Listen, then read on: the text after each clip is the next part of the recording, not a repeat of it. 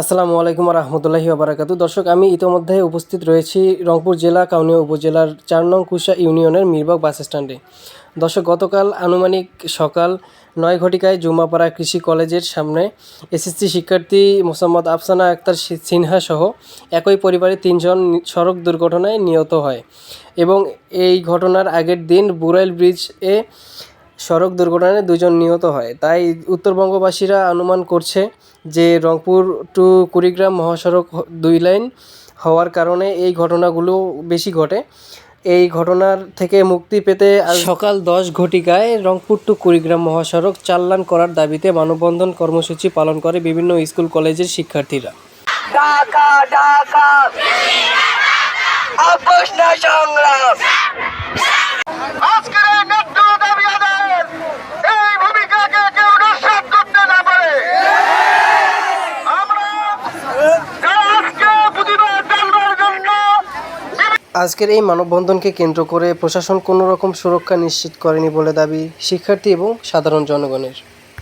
বিভাগের পক্ষ থেকে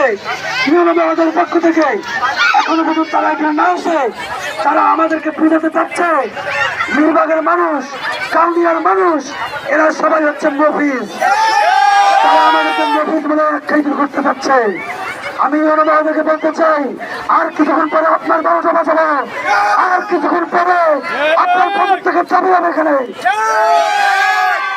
আপনি যদি আধা ঘন্টার ভিতরে এখানে এসে উত্তপ্ত ছাত্র জনতাকে আশ্বাসপূর্ণ পানি না শোনেন, তাহলে আজকে এখানে নিরাপত্তার বদলে আপনার পদত্যাগের চাবি হবে।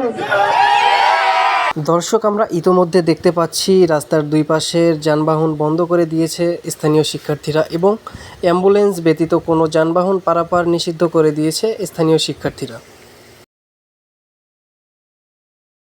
যেই রংপুরের দ্বারা আজকে একটি জুলুম স্বৈরাচার সরকার চলে গিয়েছে, আবু সাইদ রক্ত দিয়েছে, সেই রক্তের সাথে বেইমানি করা যাবে না। বাংলাদেশ উন্নয়ন করবেন, কিন্তু রংপুরের রক্ত দিয়ে বাংলাদেশ স্বাধীন করে রংপুরকে পিছিয়ে রাখবেন, আমরা এটা চাই না। অবিলম্বে আমরা জোর দাবি চালাচ্ছি, আমরা অন্তর থেকে বলতেছি, প্রাণের দাবি চালাচ্ছি। যতক্ষণ পর্যন্ত 4 লাইনের কোনো সিদ্ধান্ত আমাদের দেয়া হবে না, ততক্ষণ পর্যন্ত আমরা রাস্তা ছাড়বো না। আজকে থাকবো, দরকার পড়লে আগামীকাল থাকবো। এই ধরনের সংগ্রাম, আমাদের দাবি, আমাদের মানববন্ধন চলতেই থাকবে যতক্ষণ পর্যন্ত আমরা দাবি আদায় করতে না পারি।